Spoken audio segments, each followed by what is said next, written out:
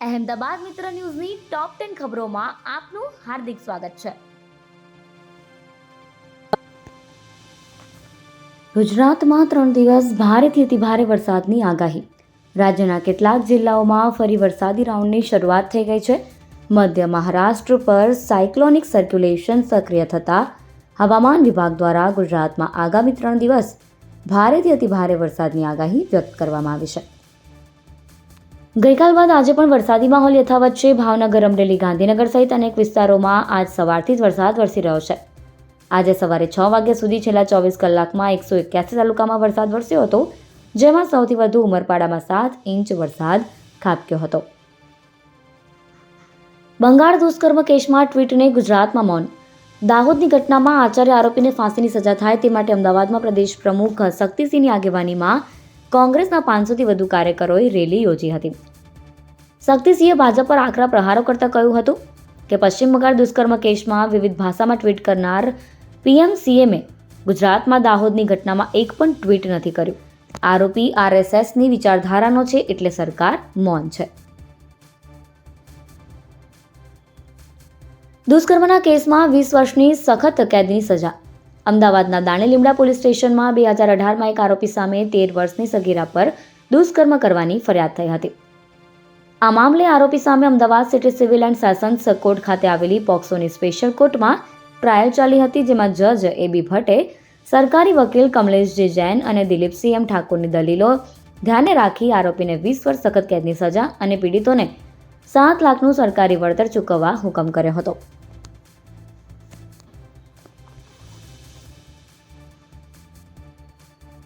Sanand જીઆઈડીસીમાં industrial એસોસિએશને શરૂ કર્યું પોતાનું ફાયર સ્ટેશન. ગુજરાતમાં તમામ ફાયર સ્ટેશનો કોર્પોરેશન, નગરપાલિકા કે અન્ય સરકારી વિભાગ સંચાલિત હોય છે, પરંતુ વિશ્વવિખ્યાત બનેલા સાણંદ જીઆઈડીસીમાં ઇન્ડસ્ટ્રીયલ એસોસિએશન દ્વારા ફાયર સ્ટેશન ઊભું કરવામાં આવે છે. આ પ્રકારનું ગુજરાતનું પ્રથમ ફાયર સ્ટેશન હોવાનો દાવો પણ કરવામાં આવે છે. આ ફાયર સ્ટેશન દ્વારા સાણંદ જીઆઈડીસીની સાથે આસપાસના 5 ગામ તેમજ બહારની ઇન્ડસ્ટ્રીઝને પણ સેવા પૂરી પાડવામાં આવી રહી છે. જન્મ મૃત્યુ નોંધણીમાં સુધારો સરળ બનશે.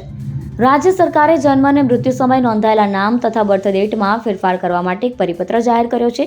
આ નિર્ણય બાદ જન્મ મૃત્યુ નોંધણી અને બર્થ ડેટમાં સુધારો સરળ બનશે.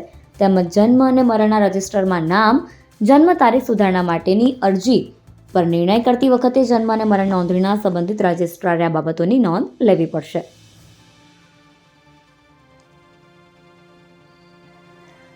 બે ઇન્ટરનેશનલ ફ્લાઇટ 3 કલાકથી વધુ સમય માટે વિલંબિત થઈ. હવામાન વિભાગ દ્વારા મહારાષ્ટ્રના મુંબઈમાં અતિભારે વરસાદને કારણે ગઈકાલે જ એલર્ટ જાહેર કર્યું હતું, જેને કારણે મુંબઈ એરપોર્ટ પરથી અવરજવર કરતી અનેક ફ્લાઇટને તેની અસર થઈ છે.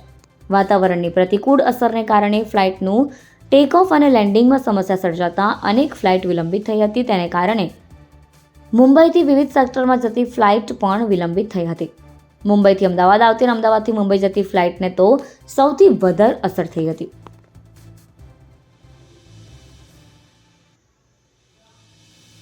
મુખ્યમંત્રી આવાસ યોજનામાં મકાન અપાવવાના બહાને આધેડ પાસે ટુકડે ટુકડે 5.91 લાખ પડાવ્યા.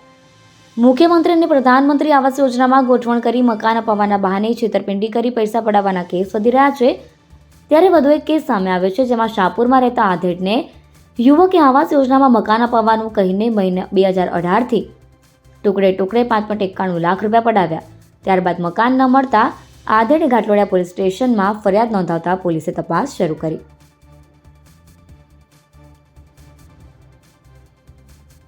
ગીર જંગલ પાસેનો 1.84 લાખ હેક્ટર વિસ્તાર ઇકો સેન્સિટિવ.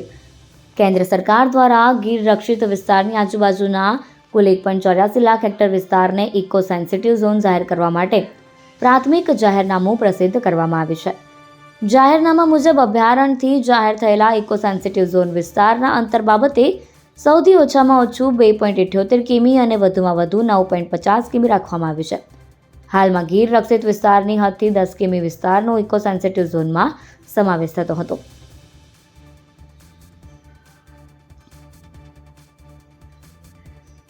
હિંમતનગર અકસ્માતની ઘટના. મૃતક ગોવિંદના પિતા લાલચંદ રામનાણીએ પુત્રને 20 થી 22 ફોન કર્યા પણ એક પણ ના ઉપડ્યો. બુધવારે સવારે નીચે આવી સિક્યુરિટી ગાર્ડને પૂછ્યું તો તેણે કહ્યું ગઈકાલે રાત્રે મિત્રો સાથે કારમાં ગયો હતો. જેથી પિતા એપાર્ટમેન્ટમાં રહેતા ગોવિંદના મિત્ર રોહિતના ઘરે ગયા ત્યારે જાણ થઈ કે અકસ્માતમાં તેનું મૃત્યુ થયું છે.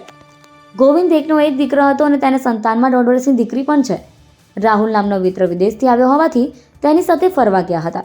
રાહુલ પણ 2 દિવસ પછી આફ્રિકા પરત ફરવાનો હતો. સ્ટ્રીટ વેન્ડિંગ અને પાર્કિંગ પોલિસીના અમલમાં તૂટેલા રોડ અડચણરૂપ બન્યા. શહેરમાં સ્ટ્રીટ વેન્ડિંગ પોલિસી પાર્કિંગ પોલિસીના અમલ મુદ્દે મ્યુનિસિપલ કમિશનરે રિવ્યુ બેઠકમાં એસ્ટેટ ખાતાના અધિકારી પાસેથી માહિતી હતી. અધિકારીઓએ રોડ પર ખાડા લેવલ સરખું ના હોવાથી પીળા કલરના પટ્ટા પાડી શકાતા નથી તેમ જણાવ્યું હતું. કમિશનરે રિજનલ ખાતાના અધિકારીઓને ખાડા સરખી રીતે રિપેર કરવા મામલે ટકોર કરી હતી.